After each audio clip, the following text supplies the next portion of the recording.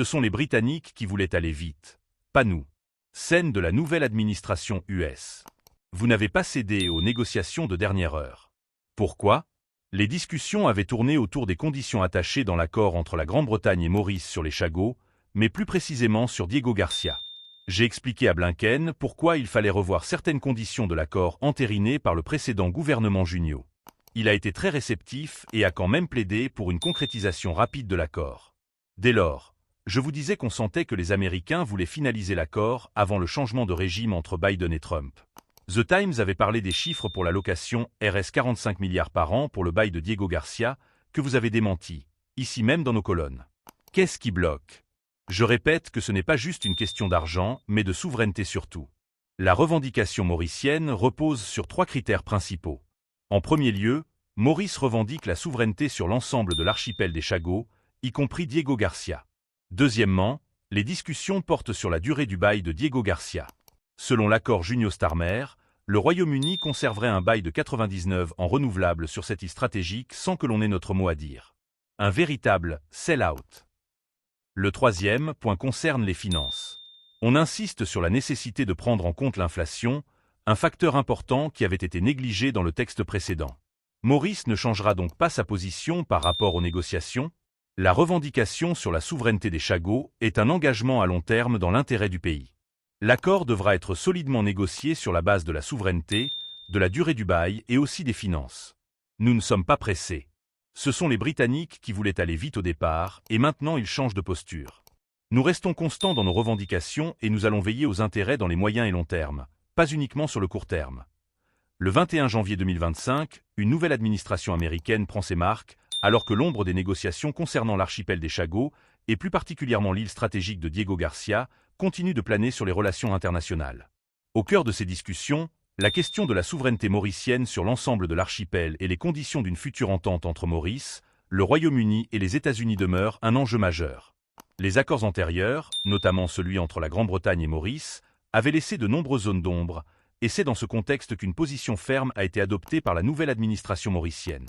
Un point crucial des négociations a été abordé lors d'une rencontre importante avec Anthony Blinken, le secrétaire d'État américain. Dans cette discussion, il a été question des termes qui avaient été imposés par le précédent gouvernement de Pravin Junio en ce qui concerne Diego Garcia.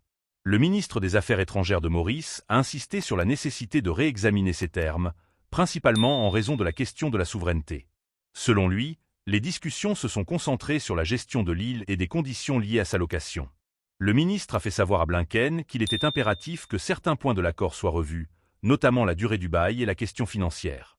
En dépit de cette demande de révision, Blinken a plaidé pour une conclusion rapide de l'accord, appuyant ainsi les attentes américaines de finaliser l'accord avant le changement de régime avec l'élection de Joe Biden, bien avant l'arrivée de Donald Trump au pouvoir.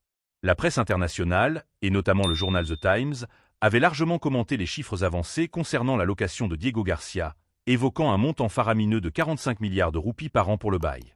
Cependant, ce montant a été formellement démenti par les autorités mauriciennes, qui ont réaffirmé que la question centrale n'était pas seulement une affaire d'argent, mais une question avant tout liée à la souveraineté. L'enjeu, selon le ministre des Affaires étrangères, repose sur 3 critères fondamentaux, qui sont, selon lui, les pierres angulaires de la position de Maurice. Le premier de ces critères est la souveraineté. Maurice revendique la pleine souveraineté sur l'ensemble des îles Chagos, y compris Diego Garcia, un territoire que le Royaume-Uni a cédé à l'administration américaine pour en faire une base militaire stratégique. Deuxièmement, il y a la question de la durée du bail, un aspect qui a été particulièrement discuté dans les précédentes négociations.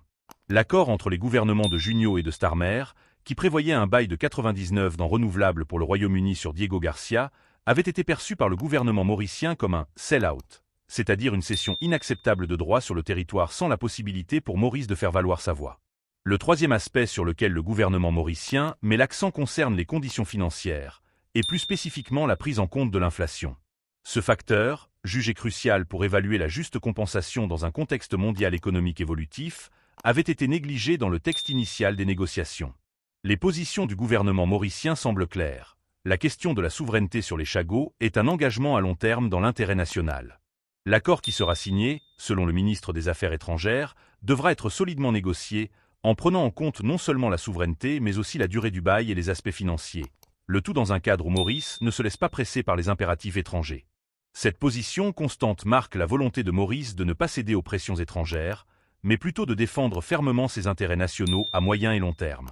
En effet, c'est un changement de perspective qui semble avoir été opéré du côté britannique et américain, ces derniers souhaitant aller plus vite dans les négociations à l'origine. Mais maintenant, avec un nouvel alignement stratégique et une volonté affirmée de défendre ses droits, Maurice entend bien imposer une révision de l'accord qui soit à la hauteur de ses aspirations. Le ministre a affirmé que Maurice ne changerait pas sa position, quelle que soit la pression exercée par les puissances extérieures. Les négociations doivent être menées avec calme et réflexion, dans une logique qui vise à garantir les intérêts nationaux et à assurer une souveraineté incontestée sur l'archipel des Chagos. En somme, bien que les Britanniques aient initialement cherché à conclure rapidement, ce sont désormais les autorités mauriciennes qui fixent le tempo, prouvant ainsi leur volonté de ne pas sacrifier la souveraineté de leur nation pour des compromis rapides et superficiels. Le futur accord, selon les autorités mauriciennes, sera un reflet des négociations durables et équilibrées, tenant compte de la réalité économique, géopolitique et des aspirations profondes du peuple mauricien. Ce sont les Britanniques qui voulaient aller vite, pas nous. Scène de la nouvelle administration US. Vous n'avez pas cédé aux négociations de dernière heure. Pourquoi ? Les discussions avaient tourné autour des conditions attachées dans l'accord entre la Grande-Bretagne et Maurice sur les Chagos, mais plus précisément sur Diego Garcia. J'ai expliqué à Blinken pourquoi il fallait revoir certaines conditions de l'accord entériné par le précédent gouvernement Junio. Il a été très réceptif et a quand même plaidé pour une concrétisation rapide de l'accord. Dès lors, je vous disais qu'on sentait que les Américains voulaient finaliser l'accord avant le changement de régime entre Biden et Trump. The Times avait parlé des chiffres pour la location RS 45 milliards par an pour le bail de Diego Garcia, que vous avez démenti, ici même dans nos colonnes. Qu'est-ce qui bloque ? Je répète que ce n'est pas juste une question d'argent, mais de souveraineté surtout. La revendication mauricienne repose sur 3 critères principaux. En premier lieu, Maurice revendique la souveraineté sur l'ensemble de l'archipel des Chagos, y compris Diego Garcia. Deuxièmement, les discussions portent sur la durée du bail de Diego Garcia. Selon l'accord Junio-Starmer, le Royaume-Uni conserverait un bail de 99 ans renouvelable sur cette île stratégique sans que l'on ait notre mot à dire. Un véritable sell-out. Le troisième point concerne les finances. On insiste sur la nécessité de prendre en compte l'inflation, un facteur important qui avait été négligé dans le texte précédent. Maurice ne changera donc pas sa position par rapport aux négociations. La revendication sur la souveraineté des Chagos est un engagement à long terme dans l'intérêt du pays. L'accord devra être solidement négocié sur la base de la souveraineté, de la durée du bail et aussi des finances.